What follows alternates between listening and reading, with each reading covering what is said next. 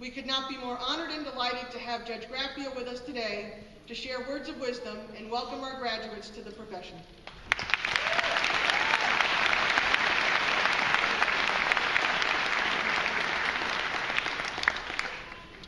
Thank you so much, Dean Salkin.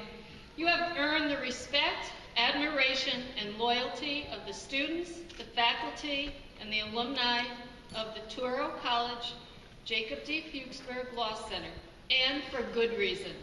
You are a dedicated educator, a brilliant legal scholar, and a talented administrator.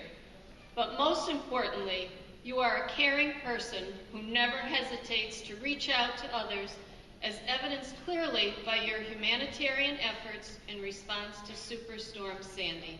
I know that this celebration is particularly heartfelt for you, since this is your first graduating class as Dean. So let us show you once more our appreciation for all that you accomplished this year.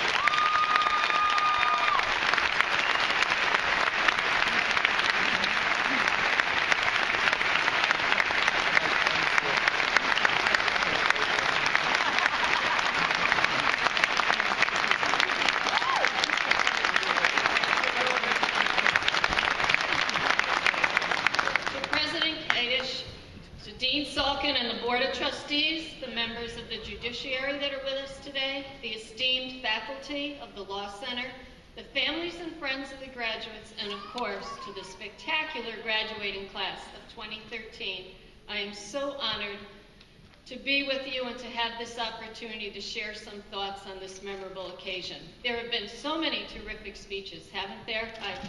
Everybody's stolen everything I was going to say, but let me just say, wow, there's 3 tiers of you. Hello up there. This is a cherished event in your lives that should be marked by sheer joy, the pride of achievement after so much hard work, and perhaps a little partying. Let that sense of accomplishment sink in as you prepare to join a wonderful profession with unlimited opportunities for improving the lives of others and ensuring that we all have adequate rights. From my vantage point, although it's a little dark, but I can still see a sea of beaming faces. Your families and friends are smiling, and no doubt some have tears in their eyes because they are so proud that you have successfully completed this challenging journey. And they have profound respect for the justice system that you will be serving as an attorney and counselor at law. Isn't that a great, terrific sound? You're going to be attorneys and counselors at law. I know that you are grateful to your families and friends for the love, support, and encouragement that they've given you during the past 3 or 4 years. They endured your anxiety, they patiently listened to your lamenting about having to study so much, and in so many cases, they struggled to make the financial sacrifices that helped you get to this point. So once again, let's show them your appreciation.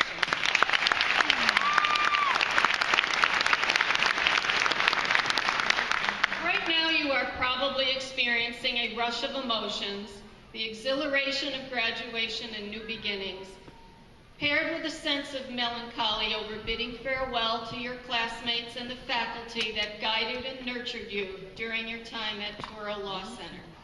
There are so many significant events that have defined your legal education and that you will forever associate with Touro. As the years pass and your careers unfold, you'll come to deeply appreciate those experiences that bound your class together, and you'll develop an even deeper appreciation for the stellar education that you received at Touro Law Center. Your former dean and highly respected Professor Lawrence Rafel, who I am so pleased to have worked with this past year on the new law student 50-hour pro bono services requirement for bar admission in New York. He was most helpful in having several of you contact me with your recollections of events that marked your law school career. There was one clear message that resonated in all the comments, that Touro became home, and that it is more than an institution of higher education. It is a supportive, caring environment that encourages its students to be their best and fosters service to others. one of the fundamental precepts of our legal profession. Each of the students had a story about a professor who had made a difference in that student's professional development, and that's a true tribute to the talented and dedicated faculty. Clearly, students at Touro pride themselves in their sense of community that's fostered at the Law Center, and that was abundantly evident in Dean Sawkins and the entire law school community's response to Superstorm Sandy. None of you will forget that terrible disaster and the tremendous losses suffered by so many, but you can be proud at how you helped each other and the surrounding community in the wake of that devastation. That's what lawyers do in the finest tradition of our profession. We see a need and we respond to it. So many of you work to assist people in the storm's aftermath with their FEMA grant applications, foreclosure problems, insurance issues, employment difficulties, and other critical matters. You are all to be commended for setting a sterling example of volunteerism and mobilization in a time of dire need. Innovation has always been a hallmark at Touro, and I think it's terrific that the Law Center is working to coordinate pro bono efforts from around the nation to assist the Sandy victims. I live in Albany County, but I am within 20 minutes of Schoharie County, which suffered tremendous flood devastation during Hurricane Irene. And I can tell you that even years later, there is still so much to be done in that county to help restore our homes and businesses and repair lives. It's wonderful that the Touro community is willing to continue its efforts because the needs of so many, unfortunately, will not dissipate in the near future. Of course, Touro Law Center has always been a leader in recognizing the importance of pro bono service, and I commend Professor Kaufman for her wonderful award today, as evidenced by the fact that your law school has had a mandatory pro bono graduation requirement before New York Chief Judge Jonathan Lippman announced the 50-hour law student pro bono service requirement. We have a burgeoning need for pro bono civil legal services in New York. This year, just in our state courts, we had an astounding 2.3 million litigants who were unrepresented by counsel, desperately trying to navigate our justice system in dealing with critical, basic life issues, such as foreclosures and landlord-tenant problems, unemployment issues, family matters, and health benefit claims. All attorneys need to recognize their professional and ethical obligations to give back their time and talents to those without the financial resources to secure legal assistance. It is our hope in the court system that the 50-hour pro bono admission rule will expose future law students to the value of pro bono activity, because similar to any type of charitable work, you usually get more than you give. You can be proud that you have attended a high-quality law center that strives to produce competent attorneys who respect the rule of law and have a firm understanding of the need to provide equal access to justice to all members of our society. We expect great things from you, and I know you will deliver. But you have also had some fun along the way.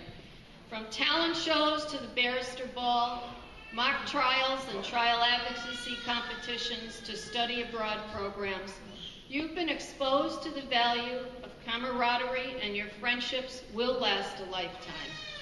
How can you forget your spontaneous gathering at TGIF Fridays after your last first-year exam? I also heard about those business law societies date auctions. I don't know, Patty, was there anybody in my age bracket? And you will not miss having to register for classes or checking the grade website. Through all these rites of passage and good times, you learned how to think like a lawyer, appreciate the grave responsibilities that will come with the privilege of practicing law, and understand the importance of ethical conduct. Touro is an exceptional law school, as its the only one of the 15 law schools in New York State that is situated adjacent to both federal and state courthouses. This provides a unique opportunity for students firsthand to see justice in action, to learn about court procedures, and to gain valuable practical experience. The New York State Bar Association has long been stressing the need to incorporate skills training in legal education, but your law school has been way ahead of the curve on this issue. Most of you are profession ready, and we are anxious to see you get to work. As you begin to practice law, people will depend on your abilities and good judgment for advice and assistance in resolving their difficulties. Always keep in mind that what attracted you to this calling was the desire to be of service to others in the pursuit of justice, fairness, and equity. Be sure to seek out skillful mentors, as you heard, who can help ease your way into the profession. Despite all the amazing technology and ever-changing devices that you folks know how to use and that I struggle with constantly, the qualities that define a well-respected attorney have not changed over the last century.